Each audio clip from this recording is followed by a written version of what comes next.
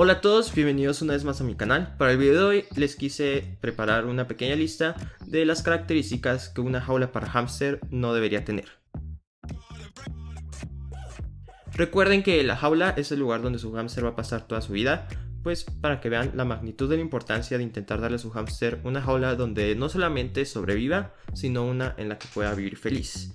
Por eso les recomiendo muchísimo que tomen en cuenta las características que les estoy por decir, para que sepan qué jaulas no hay que comprar, o si ya tienes una jaula, saber si necesita ser actualizada o te puedes quedar con ella.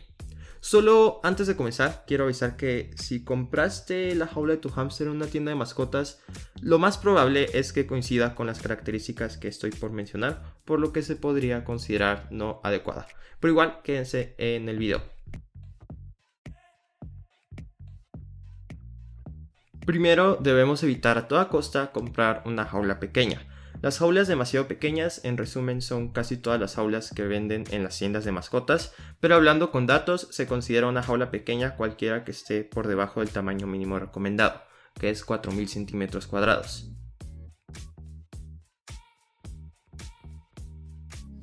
Los hámsters necesitan jaulas grandes porque en la naturaleza poseen territorios grandes. Tan solo sus madrigueras miden de largo desde los 2 hasta los 9 metros.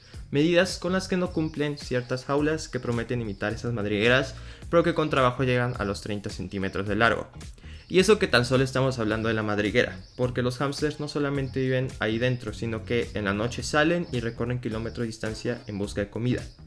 Para que se den cuenta que no es exageración pedir como tamaño mínimo 4000 centímetros cuadrados para la jaula de un animal que en la naturaleza posee territorios grandísimos. Ya está demostrado que tener un hámster en una jaula demasiado pequeña le causa estrés crónico. Dos estudios se han hecho al respecto. Primero, uno realizado por Kunen en 1999, que midió el nivel de estrés en hámsters sirios en jaulas de diferentes tamaños que iban desde los 200 hasta los 1800 centímetros cuadrados. Y se encontró que efectivamente existía un aumento considerable de estrés mientras la jaula era más pequeña. Y después, en el 2006, Fisher hizo un experimento similar, pero con jaulas mucho más grandes, que iban desde los 1800 hasta los 10.000 centímetros cuadrados, y encontró igual que el nivel de estrés era considerablemente menor en los hámsters en las jaulas más grandes. Tal vez les parezca raro que les diga que un hámster puede experimentar muchísimo estrés si se le encierra en una jaula pequeña, porque tal vez alguno llegó a tener o tiene un hámster en una jaula pequeña que parece vivir bien. Pero recuerden que el estrés en hámsters no siempre se manifiesta de manera explícita, y muchas veces cuando lo hacen, por ejemplo mordiendo los barrotes o escalando las paredes o techos también de barrotes, lo justificamos como si fuera algo normal o simplemente un juego. Kunen midió el estrés a través de la respuesta de los hámsters a una fiebre inducida, ya que sabía que la temperatura rectal de un hámster durante la fiebre disminuye cuando hay estrés, cosa que obviamente no podemos hacer en nuestras casas. Sin embargo, Fisher obtuvo buenos resultados para medir el estrés de los hámsters a través de la observación de comportamientos típicos de estrés, especialmente de morder los barrotes, cosa que sí podemos hacer dedicándonos a observar a nuestro hámster. Así que, en resumen, respecto a este punto, una jaula para hámster no debería tener una superficie menor a 4000 centímetros cuadrados. Si ya tienen una jaula, midan el largo por el ancho y multiplíquenlo. Si el resultado no les da mayor o muy cercano a 4000, lo mejor es pensar en actualizar la jaula porque es demasiado pequeña. Igual, para hacer esto, recuerden que no se vale sumar las superficies según dos pisos o jaulas conectadas. Los 4000 centímetros cuadrados tienen que estar en una sola jaula y en una sola base. Y también recuerden que no solo hay que concentrarse en el tamaño de la jaula, porque la falta de accesorios, por muy grande que sea la jaula, también puede ser una causa de estrés.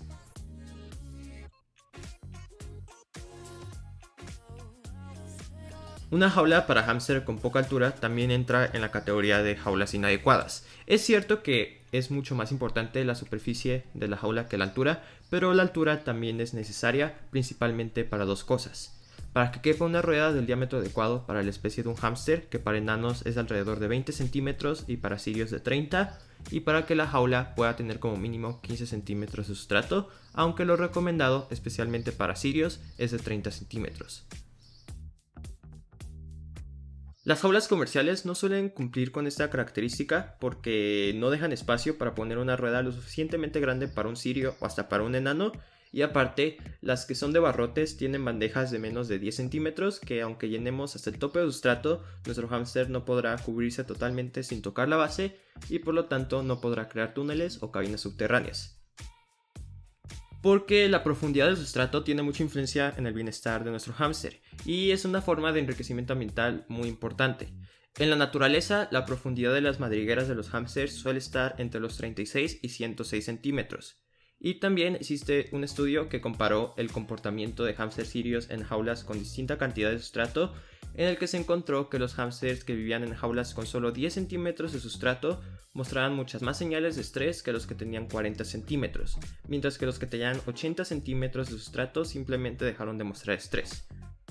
Entonces consideren que la profundidad de la bandeja o la altura de la jaula de un hámster debe dejarles poner una rueda de 20 a 30 centímetros dependiendo de la especie de su hámster y como mínimo 15 centímetros de sustrato, pero de preferencia alrededor de 30 centímetros, especialmente si tienen hámsters sirios. Los hámsters tienen muy pobre visión y no miden bien las alturas, por lo que lo mejor es que en su jaula no pueda tener acceso a zonas muy elevadas. Con las jaulas de paredes lisas no importa demasiado la altura a no ser que tenga plataformas muy altas. El problema viene cuando la jaula es de barrotes y es muy alta, porque el hámster puede escalar por los barrotes y llegar hasta el techo y después caer y lastimarse. Es por eso que lo mejor es que si la jaula es de barrotes no sea muy alta. Que igual cabe mencionar que si ven a su hámster escalando mucho los barrotes y el techo, no exactamente lo hacen por diversión, sino que es una señal de estrés, o sea que probablemente sea necesario que actualicen la jaula.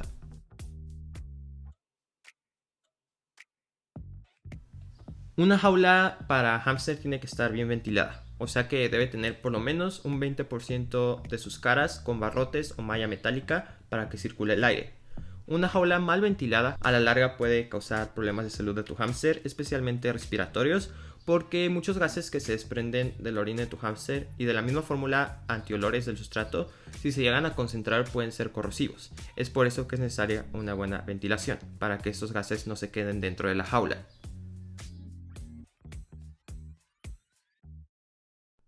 Y por último, el piso de una jaula para hámster solo debería de tener superficies lisas, no de barrotes ni mallas, porque las patas de un hámster se pueden lastimar o atorarse entre los barrotes hasta el punto de requerir atención veterinaria.